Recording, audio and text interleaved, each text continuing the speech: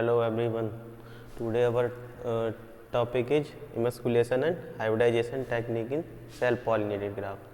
तो आज हम बात करने वाले हैं इमस्कुलेशन के बारे में और हाइब्रिडाइजेशन के बारे में और किसमें सेल पॉलिनेटेड ग्राफ्स में।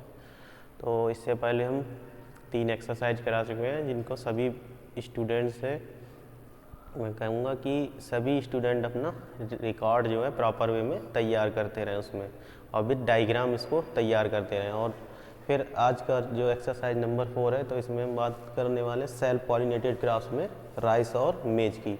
इन 2 क्रॉप्स में हम आपको एग्जांपल देंगे और विद डायग्राम आपको बताएंगे कि कैसे cross pollination self pollinated crops जो राइस और मेजर्स में कैसे हाइब्रिडाइजेशन कराते हैं, इमस्कुलेशन कैसे कराते हैं। तो चलिए शुरू करते हैं। Hybridization technique in rice. पहले नंबर हम राइस को लेते हैं।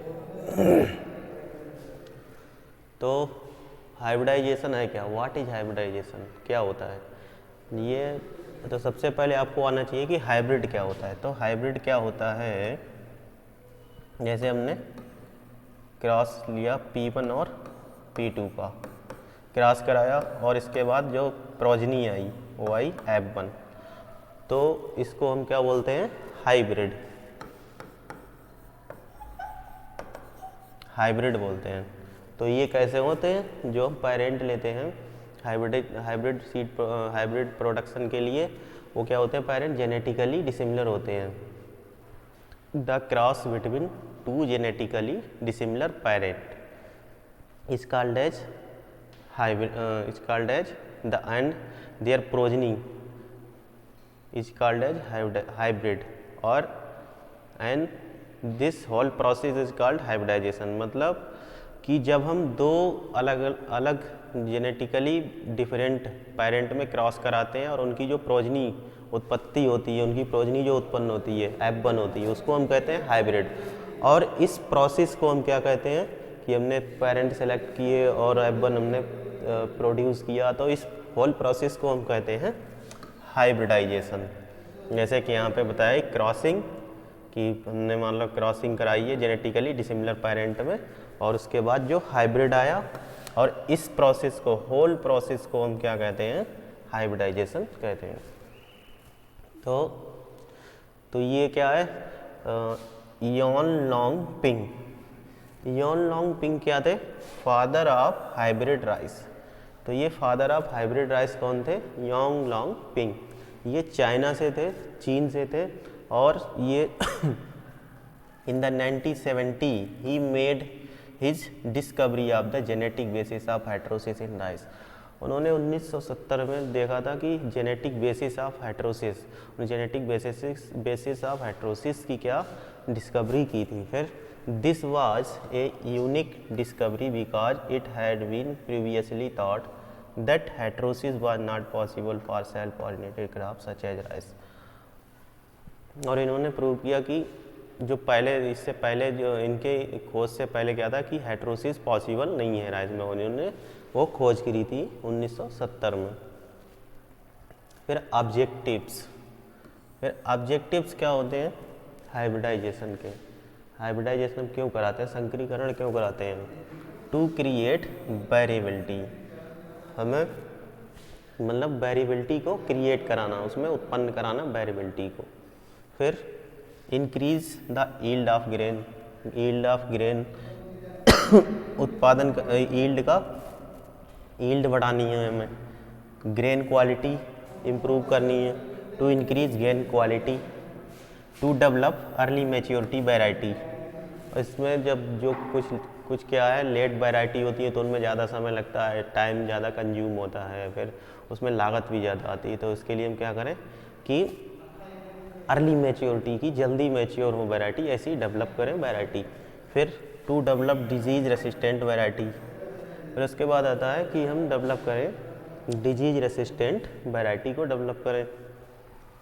To develop insect and pest resistant variety.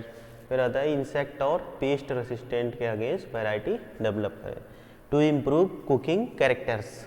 फिर जो पकने वाले जो कैरेक्टर्स होते हैं राइस में कि लॉन्ग ग्रेन हो जाता है, सुगंधित होते हैं, राइस आप देखते हो। तो ये सब क्या है, कुकिंग क्वालिटी उसकी आती है, तो उसको हम इम्प्रूव करें कुकिंग कैरेक्टर्स को। फिर आता है कि materials, material require in hybridization या किसमें, इमस्कुलेशन या पॉलिनेशन प्रोसेस में। तो उसमें रेक्टिफाइड स्पिरिट चाहिए। स्पिरिट किस लिए चाहिए होती है, स्टरलाइज करने के लिए। Needle, scissor, forcep, gem clips, tags, polythene bag, bamboo sticks, conical flask, threads.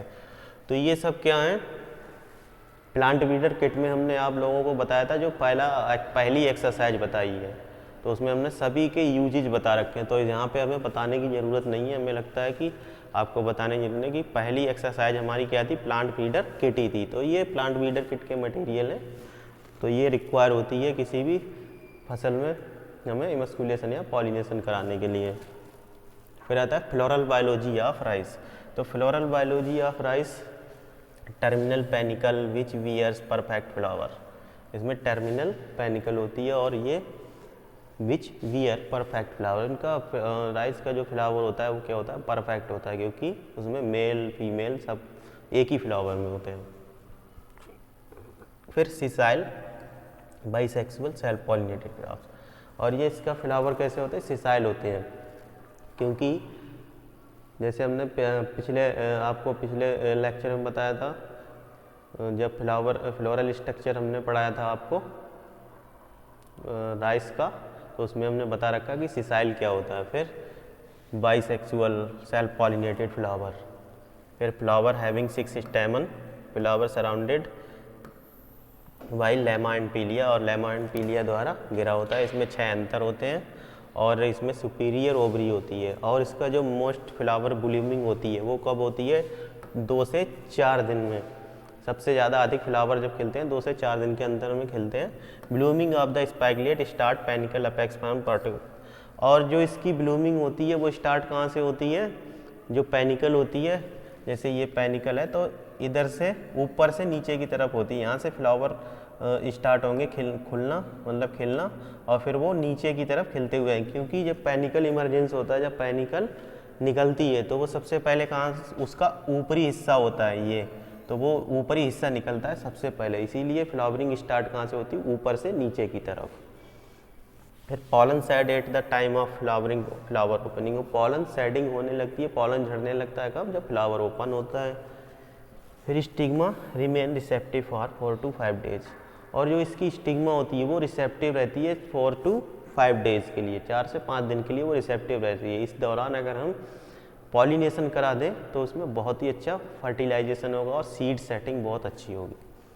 और इसका जो पॉलन है, अगर हमें पॉलन इसका प्रिजर्वेशन करना है तो उसे ये पॉसिबल होता है कि 24 घंटे तक हम इसके पॉलन को प्रिजर्व करके रख सकते हैं, लेकिन क्या है उसकी कंडीशन है कि 54 डिग्री फ़ारेनहाइट टेम्परेचर होना चाहिए, और ह्यूमिडिटी इसके लिए चाहिए 95% ह्यूमिडिटी चाहिए। फिर fertilization completes within 3 hours after pollination, और जब हम जिस समय हमने पॉलिनेशन करा दिया तो उसके ठीक 3 घंटे के अंदर ही क्या होगा, फर्टिलाइजेशन कंप्लीट हो जाएगा।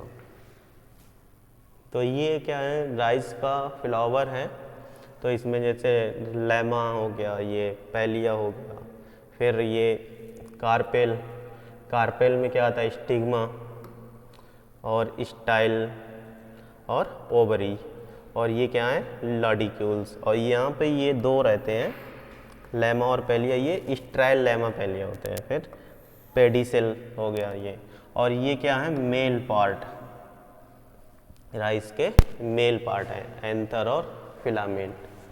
एंथर ये हो गया और ये फिलामेंट हो गया, इसको स्टेमन, और ये जो होते हैं, ये दोनों होते हैं, इनको क्या कहते हैं, एंथर लोब। एंथर लोब होते हैं ये, तो ये दोनों होते हैं एंथर लोब, मतलब एंथर को जो कवर करते हैं।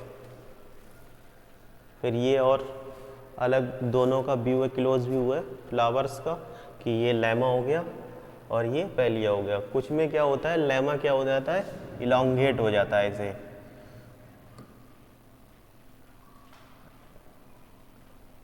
ये क्या होगा, इलांगेट हो गया तो इसको हम क्या बोलते हैं, इसको बोलते हैं आयन। ये हो गया हमारा आयन। किसी की कुछ वैरायटी होती है इनमें तूड़ होता है तो वो ये क्या होता है, इलांगेट हो जाती है यहाँ पे ये पोर्शन, तो इसको हम आयन बोलते हैं। और ये ग्लूम है और रबिडेंट्री ग्लूम है और ये क्या है, 6 एंथर हैं। तो जब हम इमस्कुलेशन कराते हैं तो हम क्या करते हैं, यहाँ से इनको रिमूव करा देते हैं एंथर को, और ऐसे कराते हैं कि जो हमारी ये स्टिग्मा है ये जो है क्या है, डैमेज नहीं होने पाए। अगर ये डैमेज हो गई तो फर्टिलाइजेशन नहीं होगा, सीड सेटिंग नहीं होगी। स्टेप्स इन हाइब्रिडाइजेशन, अब हम बात करेंगे कि कौन कौन सी स्टेप्स हमें फॉलो करनी है हाइब्रिडाइजेशन में। तो सबसे पहले सिलेक्शन ऑफ फीमेल पेरेंट। तो फीमेल पेरेंट जो हम सिलेक्ट कर रहे हैं वो कैसा होना चाहिए, डिजीज फ्री होना चाहिए और हेल्दी प्लांट्स होना चाहिए। और selection flower expected to open by next morning. और जब हम फ्लावर के सिलेक्शन करते हैं तो वो हम ऐसा एक्सपेक्ट करते हैं कि वो नेक्स्ट मॉर्निंग क्या हो, कि वो खिलने वाला हो, ओपन होने वाला हो नेक्स्ट मॉर्निंग। आज हमने मान लो आज इवनिंग में हमने क्रॉसिंग इमस्कुलेशन की प्रोसेस कराई है तो हम ऐसी पैनिकल सेलेक्ट करेंगे कि हम ऐसा एक्सपेक्ट करें कि सोचें कि ये अगले मॉर्निंग में क्या है, ये ओपन होने वाले हैं फ्लावर। तो इसको हम सिलेक्ट करते हैं ऐसे फ्लावर को, क्योंकि जो स्टिग्मा जो फिर इसके बाद क्या होता है, फ्लावर ओपन होता है उसमें टाइम पीरियड होता है, जैसे हमने प्रीवियस स्लाइड में बताया था कि 4 से 5 डेज़ का स्टिग्मा जो है रिसेप्टिव रहती है। तो इस हिसाब से हम फ्लावर को पैनिकल को सिलेक्ट करते हैं। Removal of immature and open flowers.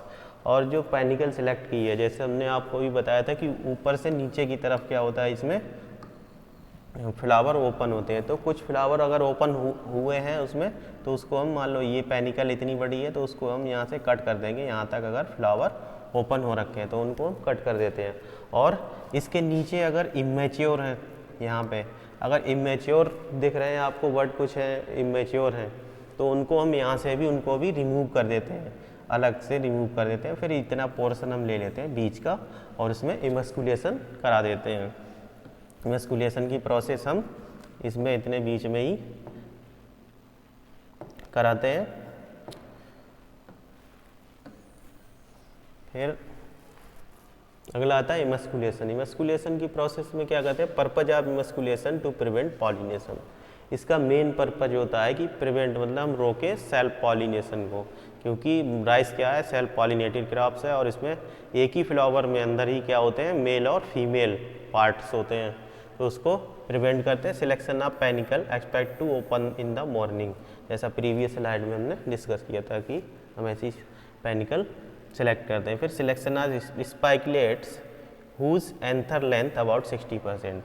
और जो स्पाइकलेट हम सिलेक्ट करते हैं वो कैसी करेंगे कि जिसके एंथर की लेंथ कम से कम 60% हो गई हो। फिर lemma and palea need to cut a place 20% below from the tip.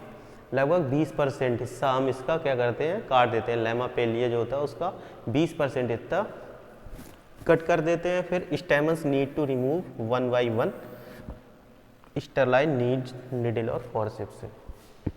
फिर स्टेमन्स को हम क्या करते हैं, रिमूव कर देते हैं 1 by 1, स्टरलाइज निडल और फॉरसेप्स से। और बेस्ट टाइम क्या होता है, आफ्टरनून, दोपहर के बाद का बेस्ट टाइम होता है इमस्कुलेशन के लिए। Bagging of emasculated flower with polythene. फिर बैगिंग कर देते हैं इमस्कुलेटेड फ्लावर को विद बटर पेपर बैग के द्वारा हम क्या करते हैं, उसको कवर करा देते हैं। फिर और इमस्कुलेशन का प्रोसेस, जैसे कि हमने अभी आपको सारी जानकारी इसके द्वारा आपको समझ में आएगा कि इमस्कुलेशन प्रोसेस क्या होती है। इसमें क्या करते हैं, मेन पर्पज इसका क्या होता है कि सेल्फ पॉलिनेशन को अवॉइड करें।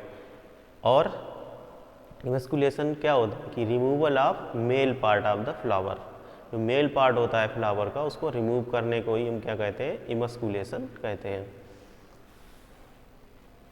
फिर है ये डायग्राम है इमस्कुलेशन प्रोसेस का, जैसे कि यहाँ पे देखो ये कट किया हुआ है स्पाइकलेट्स जो है, स्पाइकलेट्स को हम कट कर रहे हैं जैसे 20-20% यहाँ पे कैंची द्वारा। और फिर उसके बाद हम देख रहे हैं कि फॉरसेप द्वारा हमने अंगूठे से दबा है एक स्पाइकलेट को और उससे रिमूव कर रहे हैं, एंथर को निकाल रहे हैं। और ये हम निडल द्वारा भी निकाल सकते हैं एंथर को। फिर सक्शन मेथड है एक, तो उसके द्वारा जो सक्शन मेथड होता है, जो एस्पायरेटर होता है, vacuuming of anther involve in एस्पायरेटर and high speed suction. इसमें क्या होता है, खींचना, सक्शन माने खींचना, प्रेशर द्वारा जो स्पाइकलेट होती है उसमें हम क्या करते हैं, इसकी जो नली होती है उसके द्वारा प्रेशर द्वारा उनसे सक करा देते हैं पॉलन को। तो इसमें क्या होता है, पॉलन जो है और एंथर जो होते हैं मेल पार्ट को सक करा देते हैं उससे वैक्यूम द्वारा।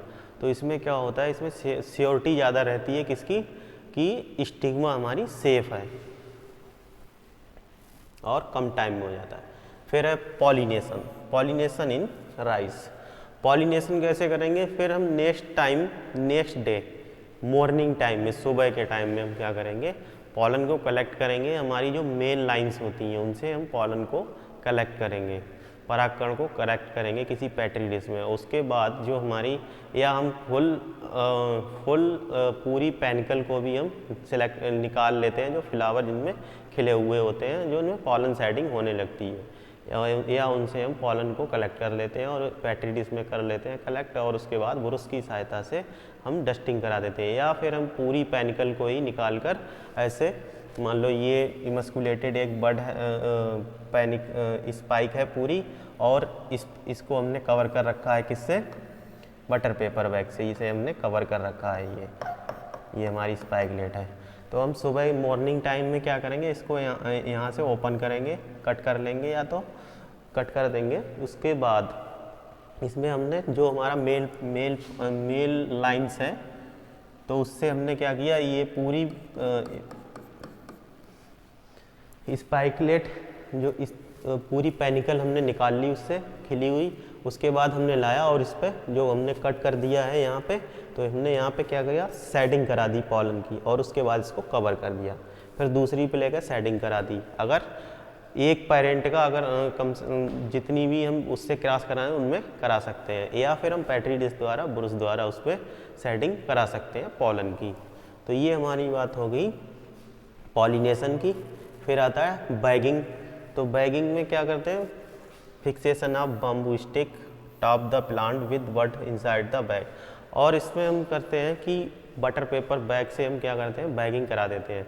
चाहे तो हमने जो इमस्कुलेशन के समय बैगिंग कराई थी उसको ओपन करके फिर से उसी को बंद कर देते हैं, तो वो भी बैगिंग हमारी हो जाती है। लेकिन अगर हम चाहें तो उसमें नया बैगिंग कर देते हैं। इससे क्या होता है, सेफ रहता है कि इंसेक्ट भी नहीं लगते हैं उसमें, और जो बाहरी पॉलिनेशन होता है, मतलब क्रॉस पॉलिनेशन होता है, वो कंटामिनेट होने से बचाता है। तो हमारा वो सही रहता है कि हम उसमें बैगिंग करा दें। फिर आता है टैगिंग। टैगिंग क्या होती है, इसमें टैगिंग हम जरूर कराते हैं। अगर टैगिंग हम नहीं कराएंगे तो हमें नहीं पता रहेगा हमने किस प्लांट में कौन सा वर्क किया है। तो टैगिंग कराने के लिए हम क्या करते हैं, after bagging tag here following information. उसमें सभी इंफॉर्मेशन रहती हैं कि हमने कौन सा क्रॉस कराया। जैसे एक ये टैग है, ये मान लो ये एक टैग है, हमने आपको प्लांट ब्रीडर किट में सभी कुछ बता रखा है कि टैग वगैरह के बारे में। ये टैग है तो इस पर हम नोट करा देंगे कि क्रॉस कॉम्बिनेशन कौन सा है। क्रॉस कॉम्बिनेशन हम जैसे हमने लिख दिया A cross with B, cross combination की इंफॉर्मेशन होगी हमारी। फिर date of emasculation, date of emasculation. फिर आ गया date of pollination, date of pollination. फिर आगे number of birds pollinated, number of birds pollinated. फिर सिग्नेचर हो जाएंगे इस पे, फिर ये सिग्नेचर हो गए। तो ये हमारा एक टैग, एक आपको हमने बता दिया, ये एक एग्जाम्पल बता दिया कि ऐसे करके हम उस पर टैग पे सभी इंफॉर्मेशन ऐड कर देते हैं। देखो तो ये बिंदु जो थे मुख्य, जैसे क्रॉस हो गया तो डेट ऑफ इमस्कुलेशन की कितनी, मान लो 20/8/2020। फिर डेट ऑफ पॉलिनेशन की, डेट ऑफ पॉलिनेशन की मान लो लिख दो कि 1/21/8/2020। फिर नंबर ऑफ बर्ड्स की यहाँ इसमें 20 बर्ड्स हैं, नंबर ऑफ बर्ड्स 20 हो गई। फिर सिग्नेचर हो गए इस पर ये। तो ऐसे करके हम टैग पे नोट कर देते हैं, इससे हमें पता रहता है कि कौन सा हमने क्रॉस कॉम्बिनेशन कराया था, कब कराया था और इसमें कितनी वर्ड्स थी। फिर इसके बाद आता है मेज का। तो मेज का भी हम आपको बता दे रहे हैं। फ्लोरल बायोलॉजी, मेज इज मोनोसियस प्लांट है, ये मोनोसियस प्लांट है। और इसमें क्या होता है, मोनोसियस प्लांट में क्या होता है कि एक ही प्लांट पे अलग अलग फ्लावर होते हैं, मेल और फीमेल फ्लावर। और ये प्रोटेंड्रस प्लांट है। Male flower is called tassel, और जिसमें मेल फ्लावर होता है वो उसको टेसल कहते हैं, फीमेल फ्लावर को कहते हैं कॉब। जो मक्का का भुट्टा होता है वो फीमेल फ्लावर होता है, और जो टेसल होता है ऊपर जो रहती है सबसे ऊपर टॉप पे स्पाइक, उसको कहते हैं टेसल, जो होता है मेल फ्लावर। टेसल ये है, देखिए ये टेसल है, और ये कॉब है, मक्के का भुट्टा ये है कॉब। तो इसमें क्या होता है, इसमें जो सिल्क होते हैं, all the style together constitute silk, और इसके ऊपर सिल्क निकलते हैं, इसी पे पॉलन शेडिंग होती है जब ये पॉलिनेशन होता है। जैसे ये मक्के का फुल प्लांट है, तो इस पे देखो टॉप पे क्या है, सिल्क है इसकी, और ये भुट्टे नीचे लगे हुए हैं, ठीक है। तो ये फीमेल हो गया पार्ट, ये मेल पार्ट हो गया। फिर इसी में हम क्या कराते हैं, तो सबसे पहले सेल्फिंग एंड क्रॉसिंग टेक्निक के बारे में फिर हम डालते हैं, सेल्फिंग और क्रॉसिंग, या selfing, emasculation and hybridization techniques in maize. जैसे डीटेसलिंग, डीटेसलिंग क्यों कराते हैं, डीटेसलिंग मीन्स होता है जो इसका टेसल होता है उसको, मतलब डीटेसलिंग मतलब टेसल को रिमूव कराना। जो टेसल होता है उसको हम रिमूव जब करा देते हैं, उसको हटा देते हैं, तो उसको हम क्या कहते हैं, डीटेसलिंग कहते हैं। तो डीटेसलिंग हम क्यों करते हैं, क्योंकि अगर हमें क्रॉस पॉलिनेशन कराना होता है, हाइब्रिडाइजेशन कराना होता है, तो उसको हम डीटेसलिंग करा देते हैं, जिससे कि उसका पॉलन अपने प्लांट पे खुद ना गिर जाए, खुद ना शेडिंग हो जाए उसकी पॉलन की अपने भुट्टे पर, जो फीमेल फ्लावर पर, तो उससे क्या होगा, सेल्फ पॉलिनेशन हो जाएगा। इसलिए हम सेल्फ पॉलिनेशन को अवॉइड करने के लिए या कंटामिनेशन को अवॉइड करने के लिए हम क्या कहते हैं, डीटेसलिंग कराते हैं, removal of tassel from the maize plant. और कौन से जो हमने as a female line use की है उससे हम रिमूव करा देते हैं, ठीक है। फिर सेल्फिंग, सेल्फिंग में क्या कराते हैं, बैगिंग करा देते हैं ऊपर भुट्टे का, जो जैसे हमने प्लांट बताया था कि टेसल का और कॉब की, उन दोनों पे हम क्या कराएंगे, बैगिंग करा देंगे। उसके बाद बैगिंग कराने से हम क्या होगी कि उसमें डस्ट कलेक्ट हो जाएगी और पॉलन गिरेन ऑन सिल्क सरफेस। इसमें क्या होगी, इसके जो पॉलन है वो कलेक्ट हो जाएंगे, और हम शेडिंग किस पे करा देंगे, जो इस पे नीचे जो कॉब होगा उस पे शेडिंग करा देंगे, इससे कि सेल्फिंग हो जाएगी। और हम इनको फिर से कवर कर देते हैं, कवर इसलिए करते हैं कि दूसरा पॉलन इस पर ना आ पाए और इससे कि कंटामिनेशन ना हो, तो हमारी वो प्योर सेल्फिंग होगी। फिर आता है डीटेसलिंग, जैसे हमने अभी बताया था पीछे, डीटेसलिंग कराते हैं। देखो जैसे ये मक्के का क्या है, वो है टेसल है, इसको हमने यहाँ पे 2 उंगलियों से पकड़ा अपने लेफ्ट हैंड से, और उसको फिर प्रेस कर मतलब ऊपर की तरफ उठाते हैं, उसको खींचते हैं ऊपर की तरफ और उसको अलग कर देते हैं। और ये डीटेसलिंग की प्रक्रिया लगभग 14 दिन तक चलती है, क्योंकि क्रॉप में क्या होती है, फिर निकलते रहते हैं जब तक टेसल, तो उनको हम तब तक निकालते रहते हैं। ये 14 दिन में प्रक्रिया, 14-15 दिन में प्रक्रिया पूर्ण हो जाती है। फिर आती है technique of selfing and crossing की।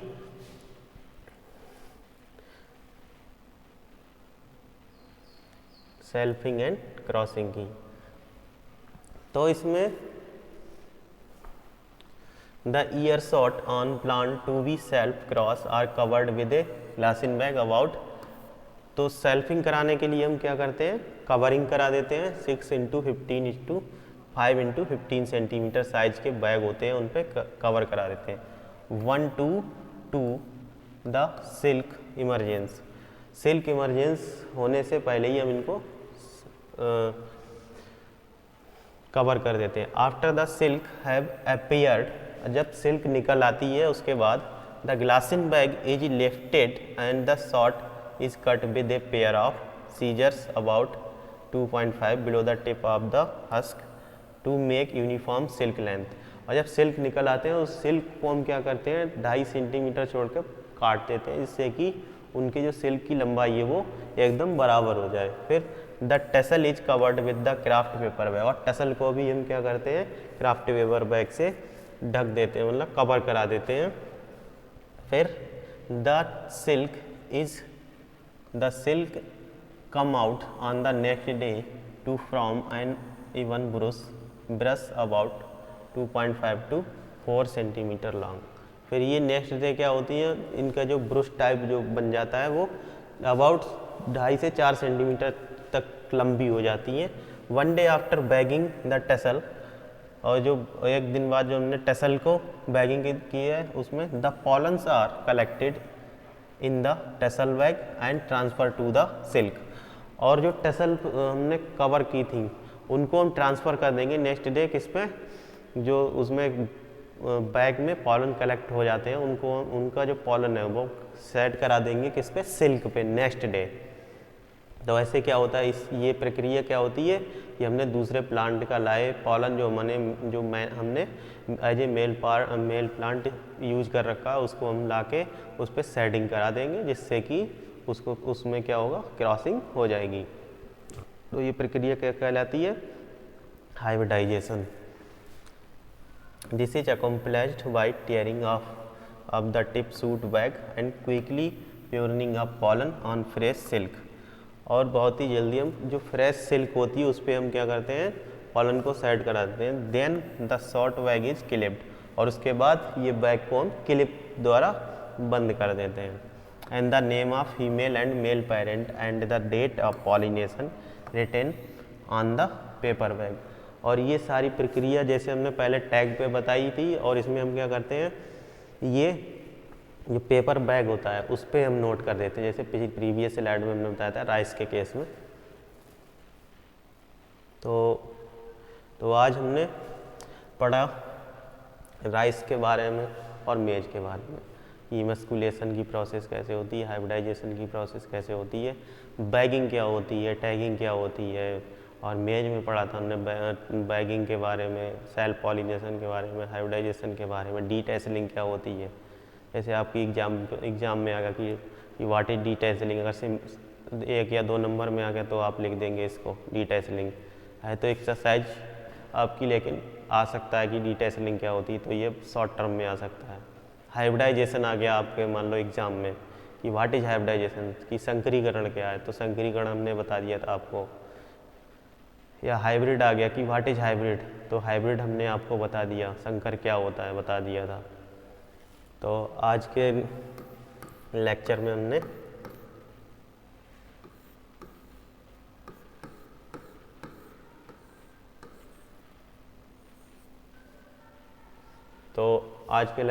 पढ़ लिया ये सब, तो ठीक है। Thank you for everyone.